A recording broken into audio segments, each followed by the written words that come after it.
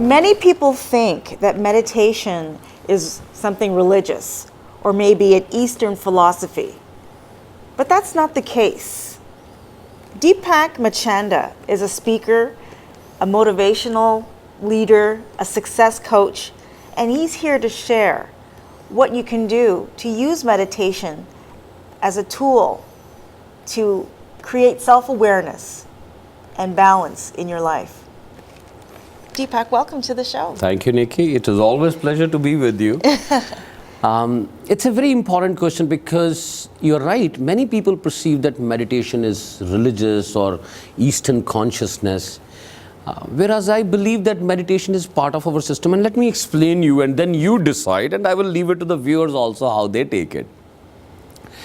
Meditation is the process of collecting energy, creative energy, and then converting that creative energy into a reality.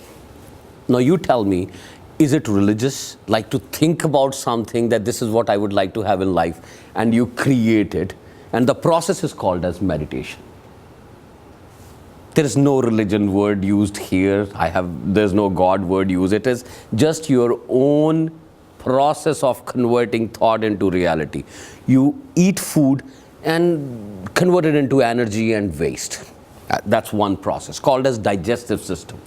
Same way, you have energy in yourself. You need energy to do everything. In fact, each and every body cell needs energy. And that is the job of the meditation, that you first collect that which is required for your body and then convert it into a reality which puts you into a comfort zone. The whole life, the idea is we do things to put us into a comfortable zone, or so-called as comfort zone or a secure zone. That's the whole idea. And by meditation, you take that energy and create your comfort zone. That's it. If you ask me what energy, in reality, we all need energy, and this energy is being given to us in a natural way when you sleep. So when you're sleeping, somehow from the reservoir or this collective awareness, we get energy which we require to work for the next day while we are in sleep state. This energy comes from our waist up to, this area, the thighs.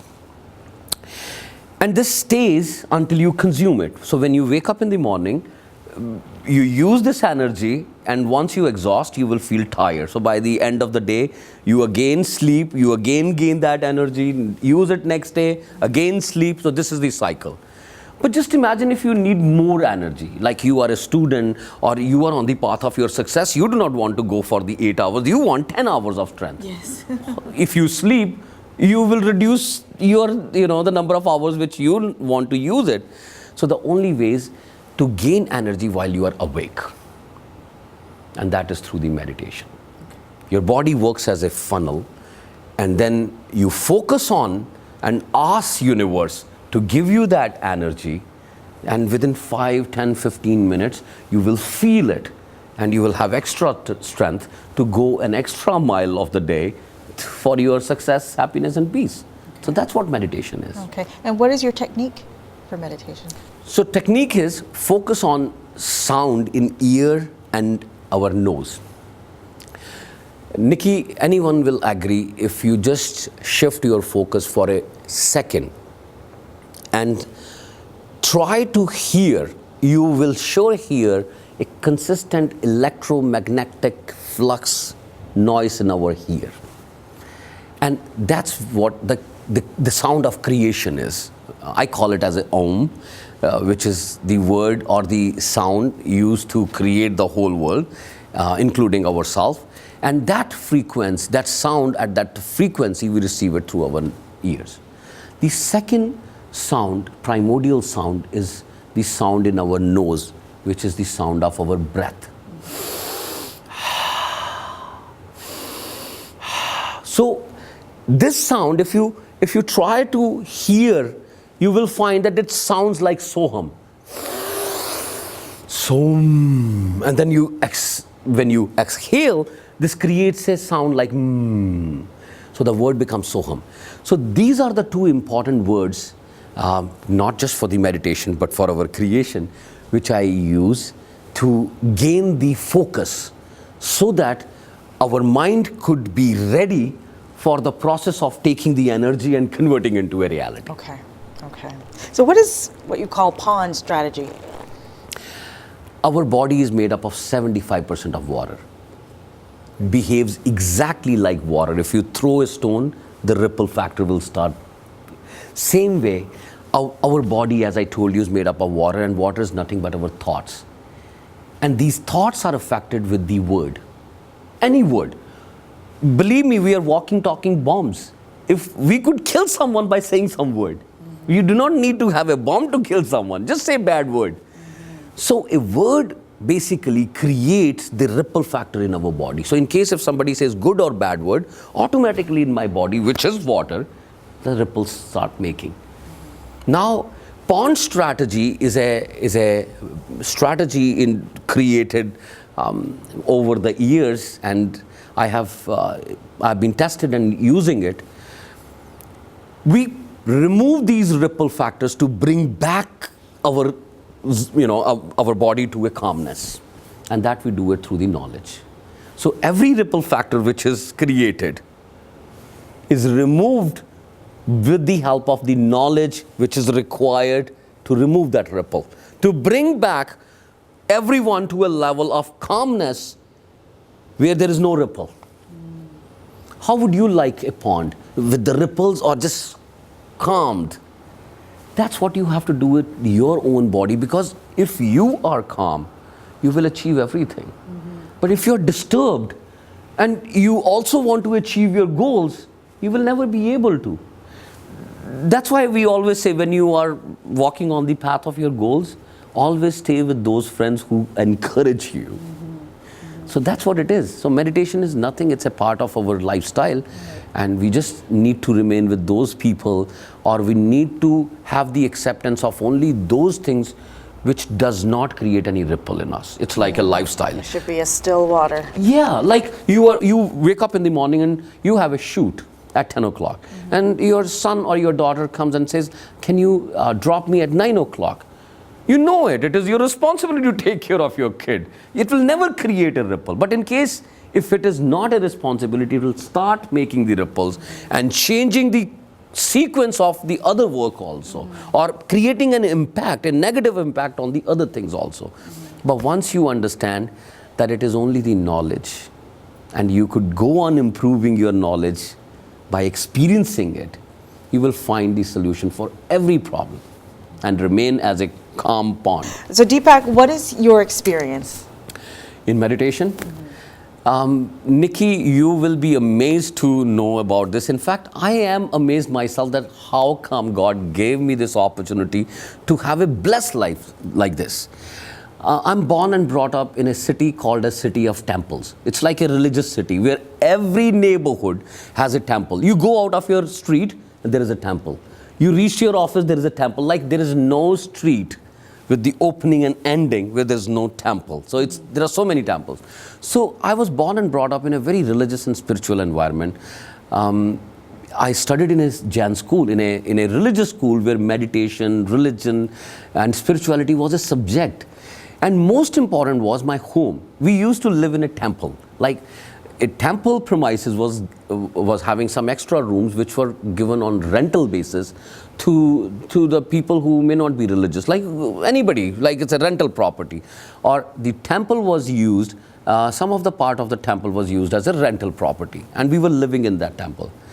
This temple is so special, it's called as Das Nami Akhada. And worldwide, we know it that this is the 10th temple of Lord Shiva, where where meditation is basically the core values of the temple. And I was living inside the temple, and I had the opportunity to see and meet the sages from all over India who will come for a pilgrimage during the month of July and August, during our summertime, and live in that temple. And I had the opportunity to conversate with them and learn a lot of secrets, which they probably learned by giving their life towards this path.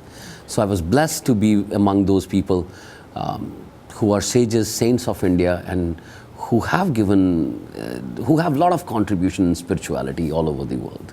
Okay, fantastic. I'm doing meditation myself from the grade 6, and in 2007 I had a near life-death experience where I almost lost my life. I was in a plane coming from Moncton to Toronto, and I stopped breathing, and that experience basically changed my life too, whereas like I really figured out during that time that happiness and peace is by giving, and that's what I'm trying to do. And meditation became the important aspect of everyday's life. Some days I will meditate even for a couple of hours to like overnight, or I'm just in that position to just thinking and going within myself to explore better so that I could find out how I could be benefited to everyone. So meditation has been an essential component of my life. I'm guided and taught by the spiritual teachers.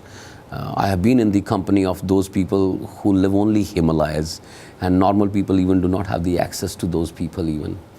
And I'm blessed, and I just give the credit to the God, because probably He decides where we should be and why He put me there and why He gave me that information, maybe for present time, when spirituality or these values were going way far, and maybe my effort will bring it a little back and put everything into a perspective of harmony and love, and people will again enjoy the name of Lord. So you have the workshop on Yonge Street, and you're helping entrepreneurs, you're helping to empower women, you're helping to empower seniors, and you're also assisting corporations. Yes. So tell us again, how can people find you? Nikki, idea was that while I was developing the program for new entrepreneurs, meditation was the core and essential component of my program. And since I thought like this individual module could also benefit the other parts of the community, especially the women, because I feel if one woman is empowered, the whole town gets empowered. I am son of a teacher. My grandmother was a teacher in 1942. And 4 of my aunts are somehow related to the government education system even today. I worked for 21 years in the post-secondary education.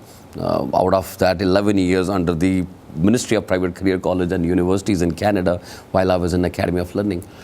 And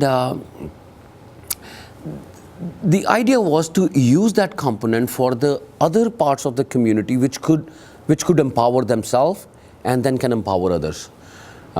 So I chose women entrepreneurs, and just for women entrepreneurs, because I know their questions will be little different, because I have handled that segment before, and I know that I have to make a little bit of change in delivery and even in the course curriculum, but this will benefit them. Second component, the second part of the community which I took for my sessions was the seniors, because I believe seniors have a lot of contribution in our life. If seniors are there in our home, half of our problems are just vanished because they take care of those problems on our behalf. So I wanted to give seniors something, and this 90-minute session of meditation on week 2 at Yonge Street will empower them not for their success but for happiness and peace. They'll be more peaceful. That's what they need at that age, and they will be provided those skills to achieve their peace within themselves after the course. What last message would you like to give to the viewers about meditation tools? Finding self is the beginning of everything. Aristotle told, not me. And this is the only vehicle, this is the only way you could go within yourself. This is the only way you will know your strength, your weaknesses, your fears, your insecurities. This is the only way you will gain that energy to go extra mile. This is the only way you could be focused in your life. This is the only way to enjoy not only who you are, but why you are. So join me on June 28th. I am launching 2 courses, one for women entrepreneurs, which is on the 3rd Sunday, and one for seniors, which is on the 2nd Sunday. And these programs, the whole idea is to empower the community, empower with the God-given capability within us to find ourselves and explore everything. Thank you. Thank you, Deepak. Thank you.